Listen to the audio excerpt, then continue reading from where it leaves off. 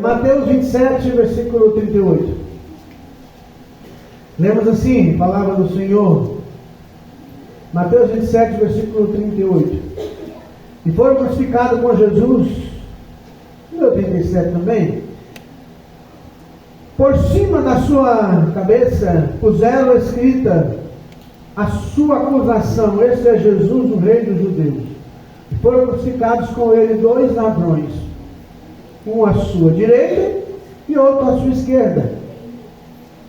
Os que iam passando blasfemavam dele, meneando a cabeça, e dizendo: ó tu que destrói o santuário em 3 dias e o reedificas, salva-te a ti mesmo, se és filho de Deus, e desce da cruz. De igual modo, os principais sacerdotes, com os escribas, os anciãos, escarnecendo, diziam: salvou os outros, a si mesmo não pode salvar. É Rei de Israel, desça da cruz e creremos nele. Amém?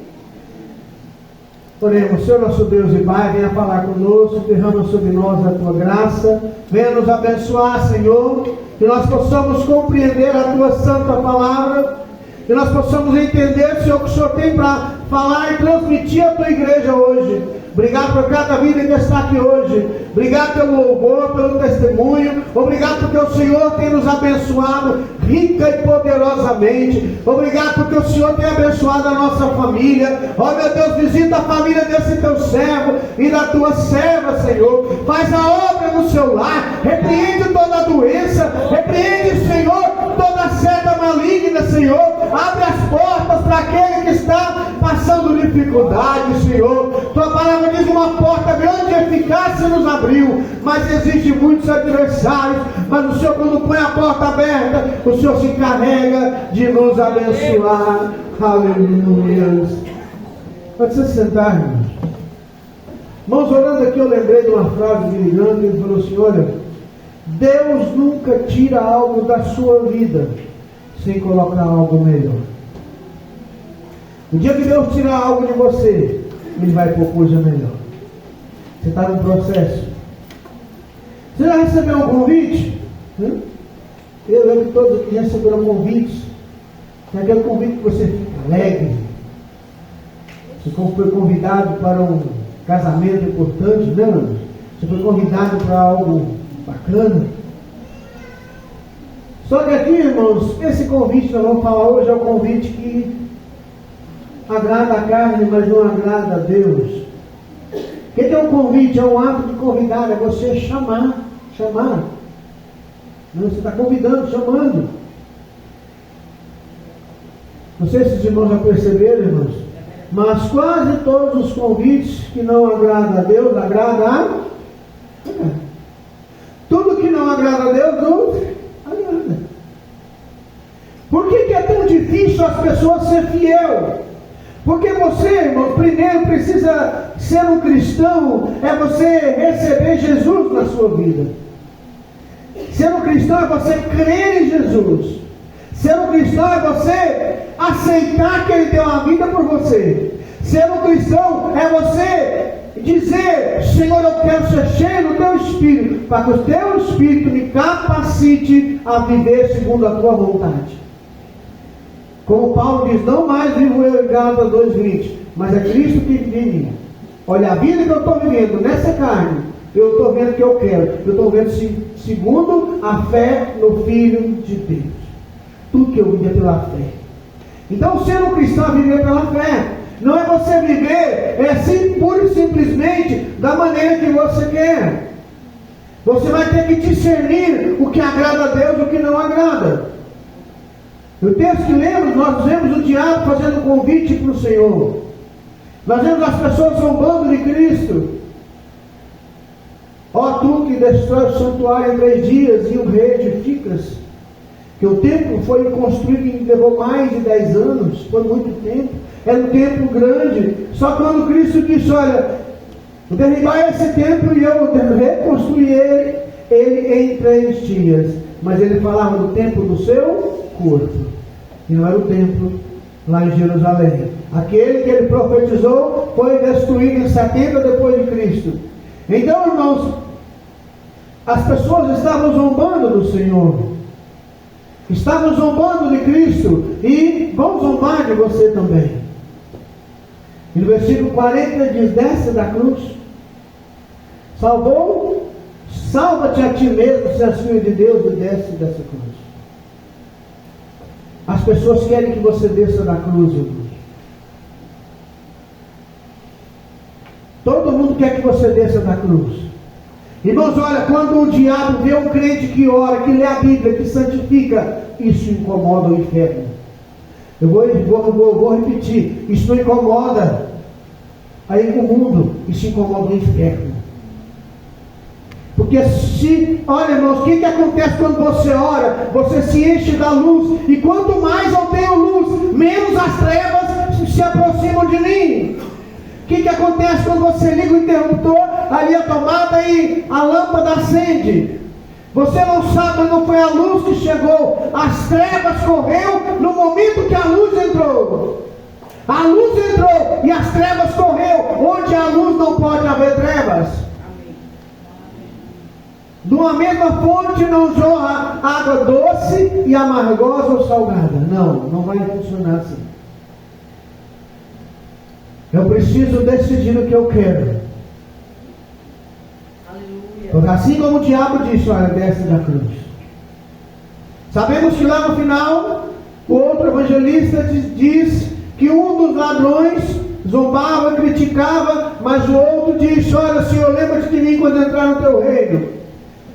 Ele reconheceu: nós merecemos, estamos aonde os nossos atos nos trouxeram até essa cruz. Mas esse homem não fez nada de errado. O que ele fazia era bom. Ele curava, ele abençoava, ele ressuscitava aquele que tinha morto. Então ele era um homem, um santo homem de Deus. Lembra-te de mim quando você entrar no teu reino. E ele, sabemos que ele recebeu a salvação, ou aquela promessa que eu queria ouvir, que você quer ouvir. Hoje mesmo estarás comigo no paraíso. Glória a Deus. Então, irmãos, olha, esse convite que foi feito para Cristo, né? Jesus Cristo, lá em João 18:37, ele diz: para isso eu nasci e para isso eu vim ao mundo. Jesus nasceu, João 18:37, para isso eu nasci e para isso eu vim ao mundo. Eu vou te repetir: Jesus nasceu para morrer no Calvário. Jesus nasceu para morrer na cruz do Calvário. Disse-lhe, pois, Pilatos: logo tu és rei. Respondeu: tu dizes que eu sou rei. Eu para isso nasci e para isso vim ao mundo. Para quê? Para ser o rei? A fim de dar testemunho da verdade. Todo aquele que é da verdade ouve a minha voz. Se é da verdade, você vai ouvir Jesus. Você vai ouvir a palavra do Senhor. Se você tem recebido muitos convites, irmãos, olha, por que tem alguns nossos colegas e amigos enviados pelo mais profundo inferno? Tem alguns coleguinhas que o diabo manda na sua casa só em dia de culto. Por quê? Porque ele só chega no horário, né, que você está, ia querer fazer um período de oração. Quem tem esse costume, esse hábito, que é um hábito bom. Não sabia que hábito, costumes se tornam hábitos, e hábitos vai ser agregado à nossa personalidade. Se você criar um costume, todo dia de manhã ajoelhar e orar, todo dia de manhã você ajoelhar e orar, vai ter um dia que você vai levantar e automaticamente já vai procurar o local para ajoelhar, não é? Quem tem esse costume, levanta a mão. É automático, irmão. Você nem pensa, você nem lembra de escovar o dente, você vai logo, porque você está habituado. Então você tem que criar um hábito da oração, o hábito da leitura bíblica. Então sempre chega alguém para te interromper esse momento santo com Deus. Mas lá, irmãos, em 1 Reis, capítulo 13, nós temos uma história muito conhecida. E se você não quiser acompanhar, você pode acompanhar aqui na frente, nós vamos ver algum texto. Lá em 1 Reis, irmãos, nós temos a história do profeta sem nome. Por enquanto eu não vou ler, vou só comentar a história. É uma história de sucesso e uma história muito triste. Por que uma história de sucesso? Tudo que aquele homem profetizou aconteceu, até a vírgula foi cumprida. Por que uma história de derrota? Porque ele desceu da cruz. Ele desceu da cruz. Esse profeta que a Bíblia fala que não cita o nome, não se chama de profeta sem nome, em 1 Reis 13 não dá o nome dele. Né? Simplesmente 13:1 está escrito: eis que por ordem do Senhor veio ajudar a Betel um homem de Deus. A Jeroboão estava junto ao altar para queimar incenso. E aquele profeta começou a profetizar. Todo o capítulo, até o versículo 9, conta a história dele, que ele profetizou. Irmãos, esse homem, nenhuma das suas profecias caiu por terra. Eu quero que você entenda: se você é homem de Deus, tudo que você fala vai se cumprir. Palavra tem poder. Quem já estudou um pouquinho só a física quântica, que não é a física tradicional, diz que na física quântica, quando eu pronuncio uma palavra, só o fato de eu pronunciar, eu crio um ambiente para aquilo acontecer. Olha só. Se eu digo, eu sou derrotado, eu estou criando um ambiente para eu ser derrotado. Se eu digo, eu sou vitorioso, eu crio um ambiente para me ser vitorioso. Todo dia você tem que levantar e olhar no espelho e falar: você é vitorioso. Amém. Tem alguém que penteu o cabelo todo dia aí? Eu tenho dificuldade, porque dá trabalho para pentear o cabelo, que é muito, né, Silvia? Silvia também dá trabalho para pentear. Mas tem uns que eu conheço que ficam na frente do espelho e ficaram meia hora. Né? O que você fala lá? Né? Eu sei o que eu falo para mim. Tem coisa que eu gosto? Não, mas eu acredito. Eu acredito que eu sou o melhor. Eu acredito que eu sou o primeiro. Eu sei que eu não sou, mas eu falo assim mesmo. Se eu não acreditar, né, quem vai acreditar? Então você precisa entender, fugindo um pouquinho da brincadeira, irmãos, você sabe Deus, tudo que você fala acontece. Então, só tente pronunciar a palavra de bênção e não de maldição. Amém. Que a maldição, se você falar, vai acontecer. Há muita chance de acontecer. Então toma cuidado com as suas palavras. Mesmo a Bíblia diz: pelas tuas palavras serás julgado, pelas tuas palavras serás condenado. Né? Infelizmente, irmãos, esse homem, ele foi enganado. E o texto aqui diz que ele foi enganado por um outro profeta. Né? Um outro profeta. Versículo 4. Tendo o rei ouvido as palavras do homem de Deus, que clamara contra o altar de Betel, Jeroboão estendeu a mão sobre o altar, dizendo: prendei-o. Mas a mão que estendera contra o homem de Deus secou e não podia recolher. Fica tranquilo, irmãos. Primeira coisa, se preocupe em ser fiel a Deus. O rei Jeroboão tentou estender a mão para aquele homem, olha, apontando o dedo: prenda aquele homem. A mão que ele se estendeu, ela ficou doente na mesma hora.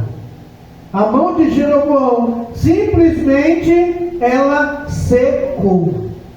Não se preocupe em ser fiel. Se você for fiel, o Senhor vai se encarregar de te defender.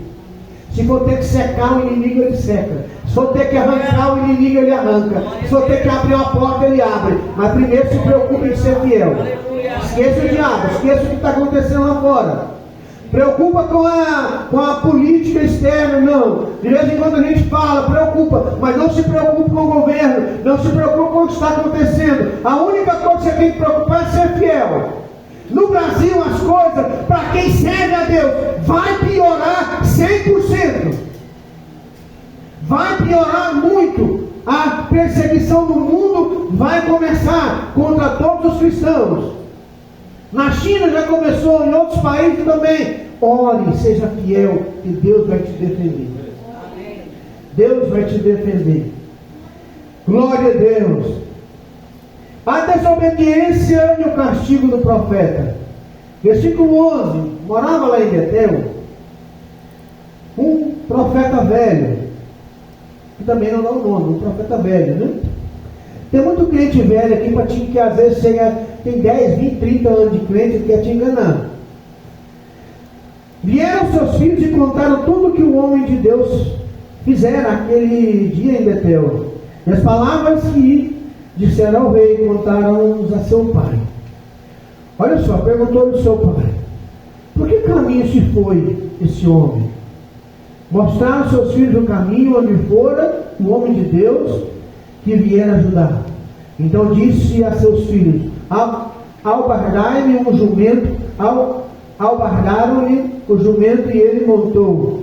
E foi após o homem de Deus, e achando-o sentado debaixo do carvalho, disse: és tu o homem de Deus que vieste de Judá? Respondeu ele: eu mesmo. Então disse: vem comigo na casa e come pão. Porém ele disse: não posso voltar contigo, nem entrarei contigo, não comerei pão, nem beberei água contigo nesse lugar, porque me foi dito. Olha o que Deus falou para ele: pela palavra do Senhor, ali não comerás pão, nem beberás águas, nem voltarás pelo caminho que fores. Aí aqui vem um problema. Ele contou o profeta velho, e aquele homem disse: olha só, tornou-lhe também, versículo 18: eu sou profeta como você é. E o anjo me falou por ordem do Senhor, dizendo: fácil voltar contigo à tua casa, para que coma pão e beba água. Entre parênteses aí, porém ele mentiu. Enganou. Então, versículo 20, ele volta. Então ele voltou, né? Comeu pão, bebeu água. Versículo 20, estando eles à mesa, veio a palavra do Senhor ao profeta que o tinha feito voltar. E clamou o homem de Deus, que viera ajudar, dizendo: assim diz o Senhor, porquanto fosse rebelde à palavra do Senhor, e não guardasse o mandamento que o Senhor teu Deus mandara, antes voltasse, comesse pão e bebesse água no lugar que dissera: não comerás pão, nem beberás água, o teu cadáver não entrará na sepultura de teus pais. Olha só, irmãos, o homem que foi usado para enganá-lo, foi usado para sentenciar, dar sentença de morte daquele homem. Irmão, tem muita gente querendo te enganar. Tem muitos querendo te enganar. Olha, volta, desça da cruz. É o seguinte: olha, você não precisa frequentar tanto a igreja. Uma vez por mês está bom, uma vez por semana está bom. Aí eu recordo que a palavra do deputado Nicolas, falando na igreja de lá, ele falou assim: olha, será que Deus te chamou para congregar, vir à igreja uma vez por semana ou duas? Será que o Senhor te chamou para frequentar a igreja uma vez por semana ou duas só? Ou Ele te chamou para fazer diferença nessa nação? Fazer diferença, convencer o pecador a vir para a igreja, convencer o pecador a vir para os pés de Cristo? Amém. Será que não foi não? Jesus não te chamou? O que o Senhor falou para Paulo? Paulo falou para o carcereiro. Deus usou Paulo para falar aquele homem: crê no Senhor Jesus, será salvo tu e a tua casa. Ou se você crê, você vai ser salvo e toda a sua família. Amém. Eu já vi pregadores falando: olha, se você crê, a tua casa é a casa dele. Não, não é não, irmãos. É toda a sua família. Se você crê, Deus vai salvar a sua família. Amém. Ah, pastor, meus filhos se converteu. Irmão, nunca pare de orar, porque um dia vai acontecer que ele vai voltar para a igreja. Aleluia. Ele vai voltar para os pés de Cristo. Não desça da cruz, não desça da sua santidade, não volte atrás. O mundo não é mais o seu lugar. O mundo não é mais o seu lugar, não. Não dê ouvido aos falsos profetas desta era, aos crentes velhos. Quando eu me converti, meu tio falou assim: meu filho, toda igreja tem gente fiel, procura quem é fiel e anda ao lado de quem é fiel. Ou seja, aqueles crentes mais velhos, agora tem muito crente velho querendo te enganar. Mas sabe que quanto mais você ora, quanto mais você se aproxima de Deus, mais você se sente pecador, irmão. Não é que você se sente mais santo, não. Você se santifica, mas a santidade de Deus é tanta que você vê, eu tenho que fazer mais, eu tenho que orar mais, não é? Eu tenho que ler mais a Bíblia, eu tenho que conhecer mais o Senhor. O pastor Itamar ministrou aqui, Paulo estava no final da vida. Já sabia, Deus já tinha revelado para ele o tempo da tua partida chegada. O que ele pediu? Olha, Timóteo, traz para minha capa, traz também os livros, vírgula, especialmente os pergaminhos. Ou seja, o homem queria estudar mais. Não perca tempo não, irmão. Estão dizendo, não dê ouvido para os falsos profetas aí, que batismo não salva, que igreja não salva, que tudo é a mesma coisa. Em primeiro lugar, não é tudo a mesma coisa, nada. Há uma grande diferença. O Senhor lá do céu, se você ler o Salmo 101, olha só, o tanto que o Salmo 101 é tão poderoso, irmãos. Olha só, Salmo 101, para você não achar que é palavras minhas apenas. Salmo 101. Aleluias. Salmo 101, versículo 6. Olha só. Eu vou ler porque eu vou te fazer uma pergunta. Os meus olhos estarão sobre os fiéis da terra, para que assentem comigo. O que anda no caminho reto, esse me servirá. Os meus olhos procurarão os fiéis da terra para que habitem comigo. Como é que os olhos de Deus vai procurar os fiéis? Como que ele sabe que uma pessoa é fiel e o outro não é? Uma das formas é pelos frutos. Outra forma é pelo Espírito que habita na pessoa. Se o Espírito de Deus habita em você, diz o apóstolo João, quem não tem o Espírito de Cristo, esse tal não é dele. Você tem que ter o Espírito Santo na sua vida. 1 Pedro 3,21, também como uma verdadeira figura agora vos salva o batismo, que não é o despojamento da imundícia da carne, mas da indagação de uma boa consciência para com Deus, pela ressurreição de Jesus Cristo. Batismo é importante, batismo salva, ele te marca. O batismo representa a certidão de nascimento. Amém. Quando o filho nasce, é uma maravilha, mas daí, alguns dias, o pai e a mãe vai lá no cartório e registra a criança, não é? E ele coloca seu nome, o sobrenome. Ali a criança fica com a identidade.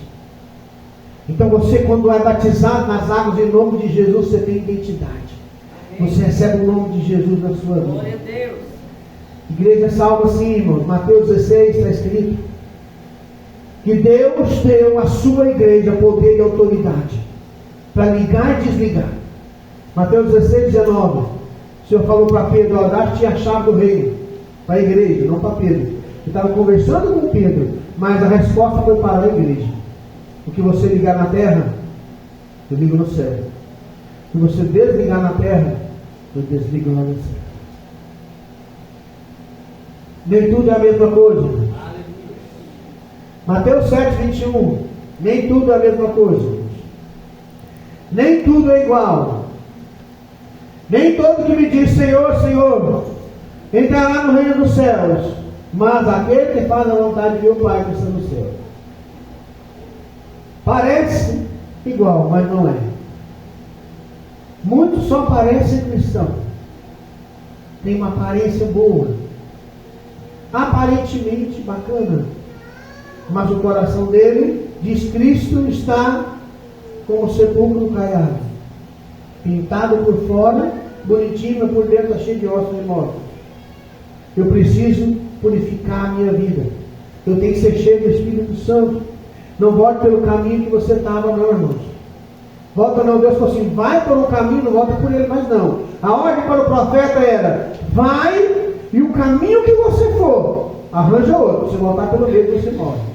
Mas se você voltar lá para o mundo, a sua situação é pior. O mundo não é mais seu lugar. Aleluia. Sabe quando Paulo escreve, se não me engano, aos Efésios, que ele fala, uma vez salvo, salvo para sempre? Quem já ouviu esse termo? Eu não me recordo do versículo certinho, mas Paulo diz uma vez salvo, salvo para sempre. Sabe o que isso quer dizer? É que uma vez salvo, não quer dizer que eu nunca mais posso perder a salvação, não. Quer dizer que eu estou marcado para sempre. Essa marca nunca vai sair de mim. Imagina quem não for para o céu. Porque agora, me engano, eu assim, olha, por que há tanto pecado no mundo? Porque o ser humano perdeu o medo pelo inferno. Ele que dizia, os pregadores de hoje estão mandando todo mundo para o céu. Daí não existe inferno mais. Eu preciso mudar a minha concepção do que é ser cristão. Eu tenho que mudar a minha concepção. Ser cristão é ser um imitador de Cristo. Então eu não posso descer da cruz. Eu não posso voltar atrás. Eu não posso deixar de estar na presença de Deus, porque Ele é quem realmente conhece o profundo e escondido. Com Ele sabe que Ele está em trevas e com Ele mora a luz. Então há uma marca no cristão. Já pensou para aquele que se perder, para aquele que não receber a salvação e for para o inferno, tiver desviado, e lá no inferno ele tem a marca de Cristo na sua testa? Ele tendo sido batizado, ele tinha frequentado e ele abandonou. Cuidado. Não seguir o caminho e carregar a cruz. Jesus, porém, respondendo, lhe disse, Mateus 22, 29, errais não conhecendo as Escrituras nem o poder de Deus. Qual é a nossa missão nesse mundo, irmão? Qual que é a minha missão, a sua? Falaram aqui hoje sobre vocação, sobre missão, né? Qual é a sua missão? Qual é a nossa missão nesse mundo? Não é mostrar às pessoas desse mundo que Jesus não desceu da cruz, é por isso que a gente foi salvo. Ó, desça da cruz, podemos ir. Mas se ele tivesse descido, não havia salvação. Mas Jesus não desceu da cruz. E hoje você pode. O que ele fez? Ele foi para a sepultura. No terceiro dia ele ressuscitou. E ele disse para as mulheres que foram lá, por que procura entre os mortos aquele que vive? Jesus está vivo, irmão. É a nossa missão mostrar que este mundo existe um Deus que salva, que cura, que liberta. Amém. Que liberta da droga, da prostituição. O diabo cada vez está modernizando. Está aparecendo drogas que você fala, meu Deus, como é que eles conseguem fazer isso? Mas o Senhor liberta de todo o problema. João 8,36, se pois o Filho vos libertar, verdadeiramente sereis livres. Também é a nossa missão santificarmos e nos colocarmos à disposição de Cristo. Se eu estou aqui. Lembra quando Isaías, lá no capítulo 6, teve uma visão?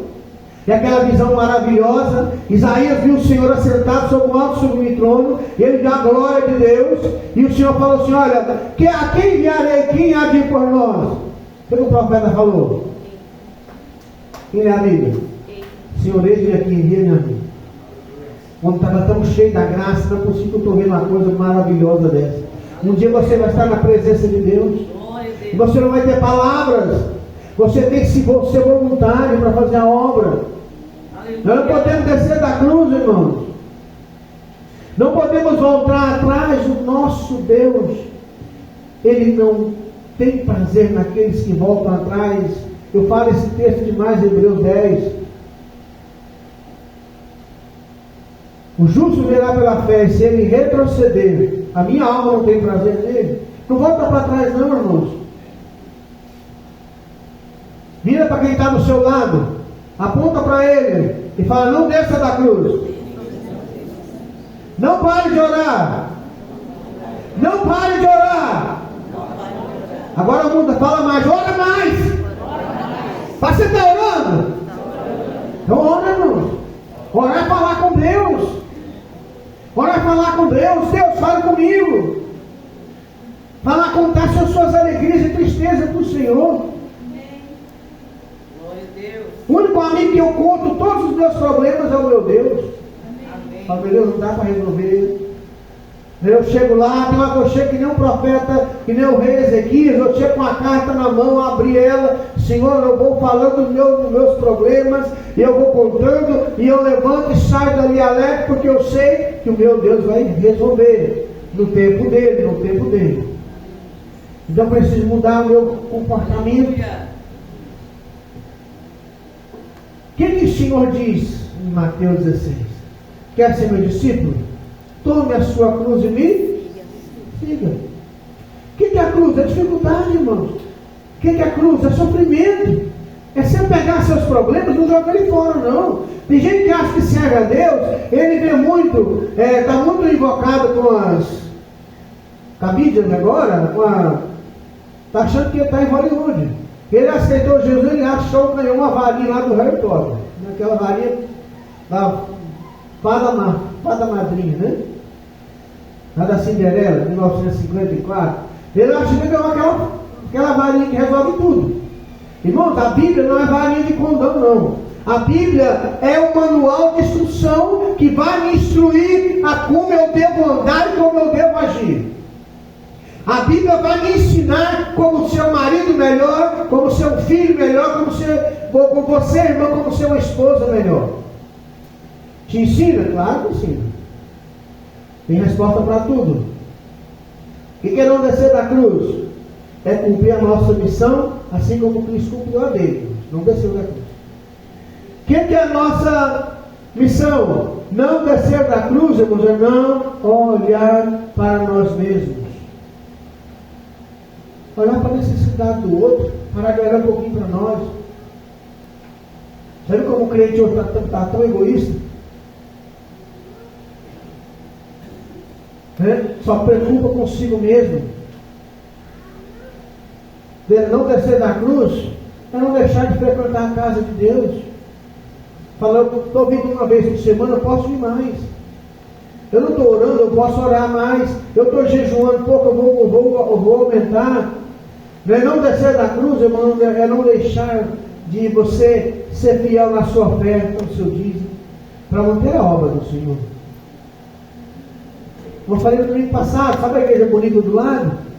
Com o equipamento bacana, com o sistema de ventilação maravilhoso, ar-condicionado, bancos acolchoados, cadeiras maravilhosas. Alguém financiou, alguém pagou. Com o que foi pago? Como diz na oferta de alguém.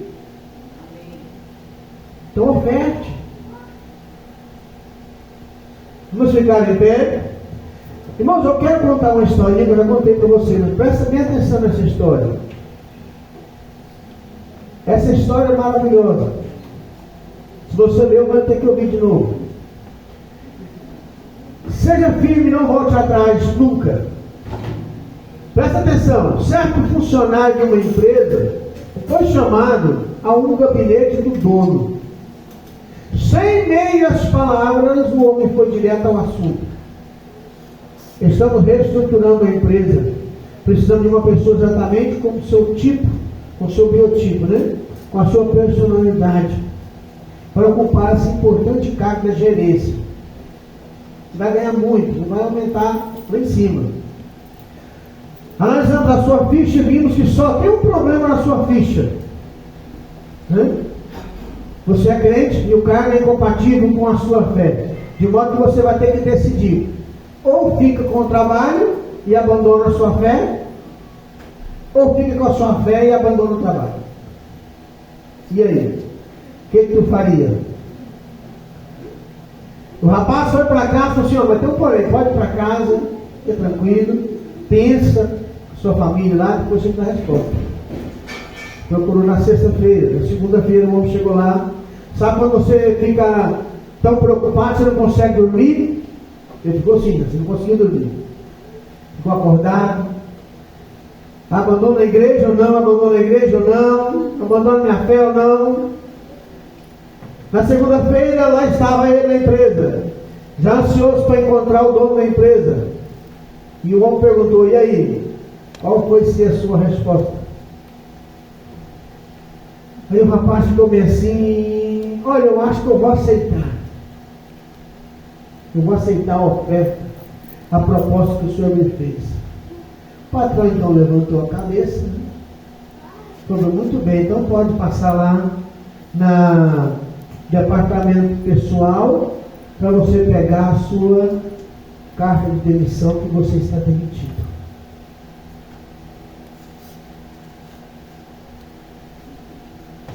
Ficou em silêncio dele, bom, você tinha visto, né? Mas por quê? Foi o senhor mesmo que fez essa proposta, o empregador do patrão? Sim, sim. Mas na verdade estou procurando alguém de absoluta confiança para ocupar esse cargo. Se você foi tão capaz de, tão rapidamente, trair a sua consciência religiosa, a sua fé, quem me assegura que rapidamente vai trair a empresa também? Quer ser fiel, irmãos? É sim, sim, não, não. Sadraque, Mesaque e Abednego tinham uma chance. Estavam diante da fornalha. Mandaram aquecer a fornalha. Jogou mais lenha na fornalha. Então, se vocês não se dobrarem diante da estátua que eu fiz, vocês vão morrer. Aí eles falaram com mais audácia. O senhor pode fazer o que você quiser. E se o nosso Deus quiser nos livrar, Ele livra. Mas se Ele não quiser, fica tranquilo, nós vamos morrer assim mesmo. Deixar de servir ao nosso Deus, Ele não deixa não. O que Paulo diz em Romanos 8? Sabemos, irmãos, que nem altura, nem profundidade, nem coisa do presente, nem do porvir, nada poderá nos separar do amor de Deus que está em Cristo Jesus. Ele vai além, nem a vida, nem a morte. Então nem a morte separa o crente fiel do seu Deus. Nem a morte separa de Cristo. Porque a morte é o passaporte para você entrar na glória. Porque um dia nós vamos ter que morrer mesmo. Então morrer em Cristo é melhor. Vamos falar com o Senhor, vamos louvar a Ele.